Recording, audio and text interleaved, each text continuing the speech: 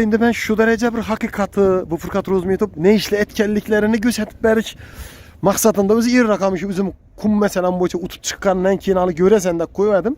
Men o'zim kum meselem bo'yicha 100% o'tib chiqib, bularning ichasini qayb soldirib, endi xudo xolasa moddiy ma'naviy zararlarni undirish masalasida Konstitutsiyaning 55-moddasini asosan zararlarni undiradigan yerga kelib turibmiz. Lekin ayrim bir negativ, troll, ya'ni men haqorat etib yozadigan, kommentariy yozadigan bir itdan tarqalgan harom eshakdan bo'lganlar men haqorat etib kommentariy yozadi. O enalaring eshak qo'lag'illa. Men bu gap aytib turibman. Hozir ish videomdan qaysi gapim bo'lmagan aka. Enalaring niyeganlar? Qaysi gapim? Noqonuniy dedi. Uni aytib turibman. Keyin hujjatlarni to'g'riladi dedi. Uni aytib turibman.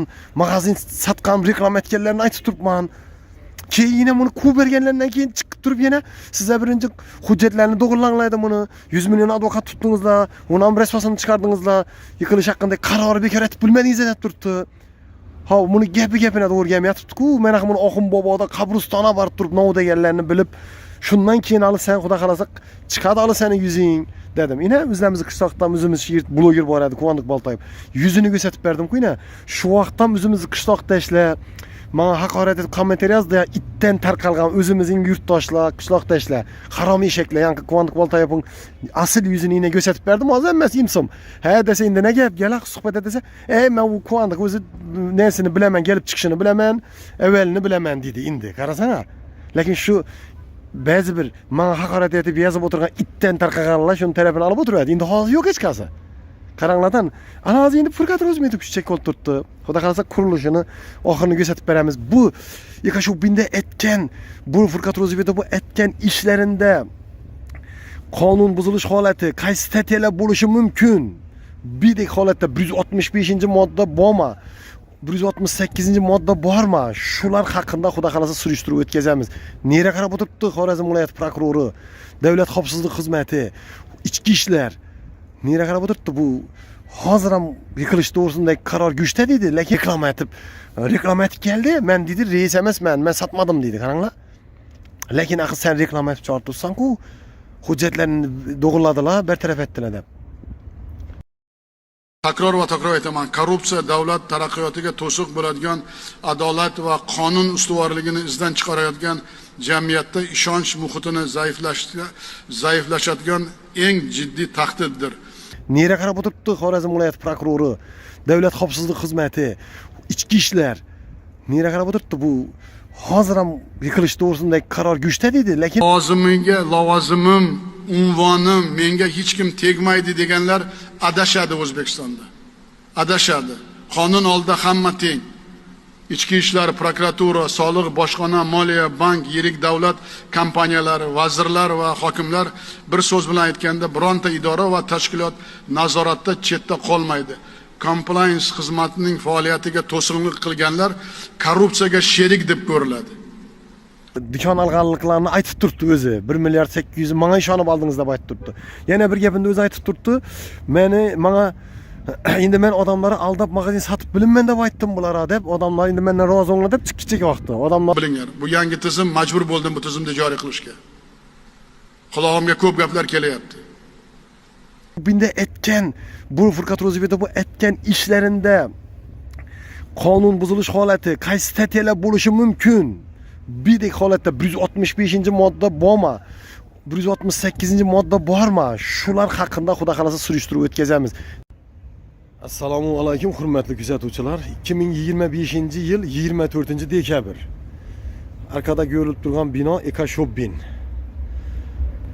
Yurtdoshlar, shu mana Ekashubinni havolangiz bor, boshlab shu noqonuniy deb Furkat Rozmetov sud qarori bilan buzilish haqidagi qaror go'shta turibdi deb jamoat nazoratchisiman deb ish qilib xiyli surishtiruv o'tkazdi o'zicha. Keyin kamsizlarning xatolarini barchasini aytdi. Ana keyin o'zini aytishi bo'yicha menga ish qilib pul taklif etdilar menga dedi $100,000. Keyin bir cho'mish sana bir cho'mish menga deb ishi katta bir savdo uyidan foydalanib bo'lishamiz deganlar. Qaranglar, chunki bularning xatosini aniq va to'shni aytib berib turibdi. Sud qarorini tayanib, qo'limda dalil isbot yetarli. Ana endi buni bera boshqaruvchi etib ish oldilar. Ish olgandan keyin bu biri hujjatlari taxt bo'ldi degan gaplari, reklama etdilar magazin misol uchun, hujjatlari oldin yo'q edi, keyin men aytgandan keyin to'g'riladi degan gaplar aytib turibdi. Keyin hozirgi kuniga kelib savol bersak, buni ishdan quvib berganlardan keyin yana shu buzilish haqidagi qaror go'shta deb turibdi. Buni nechta tushunsa bo'ladi. Bir. Sud kararı yıkılışa çıkan kararını gösterdiniz. Sudda kararı bu yıkılışa çıkan. Hazır günde bekar oldu mu? Yok. Geçen de Esas siz ne diyecek mi? Keyin siz halkı işandırıp koydunuz. Reklama edip ben şu için ben bunu size götürüyorum şunu adamı karan. Şunu işandırıp koyup reklama etkenden keyin. İkincilab, bu başlap beri buni Gasinam O'zbekistonda qonun ishlasa hech qaysi tashkilot buni foydalanishga qabul qilib bilmaydi dedi. Qaranglar. Keyin beri ishga kirgandan keyin ish qilib hujjatlarini taxladilar deb odamlar ishonchina girdi, reklama etdi. Ana odamlar bunga ishonib necha milliardta dukon olganliklarini aytib turibdi o'zi. 1 milliard 800 menga ishonib oldingiz deb aytib turibdi. Yana bir gapini o'zi aytib turibdi. Menga endi men odamlarni aldab magazin sotib bilinman deb aytdim bularga deb odamlar endi mendan rozi bo'linglar deb chiqib ketgan vaqti. Odamlardan yana rozi etib chiqib ketyapti. Endi qaranglar, eng qiziq yeri buni qurilishi noqonuniy deb aytgan vaqti bu beri bunchalik bino o'rnashmaydi. O'zi 8000 metrindami salindi bu. Qalgan yerini aptas tenkasi kichik etadi. Bir vertolyot qo'nadigan joy ham elasangizda bo'ladi endi deb o'zicha endi bir aytib turibdi, lekin so'ng buni ish biri ish olgandan keyin yana bu yana dom, bu domlar ko'rishingiz mumkin, bu yana bolalar o'ynab beradigan joy. Yana ish yerlari gap qisqasi bu domlar bundan kashobidanchalik birin solingan. Ana endi shu gap qisqasi shu domlar shu vaqt solingan vaqt endi bir yeri sho'lar bilan dirdan buning endi hujjatda. Yine bir çıkıp kariyeler çıkıp oturadigan yoshlar o'ynaydigan yerlar. İş qilib şu zaboru bana sürüp şuradan bu stenkani keteltirecek olup hareket etken holatlarını ham gördüngizlar. Bir de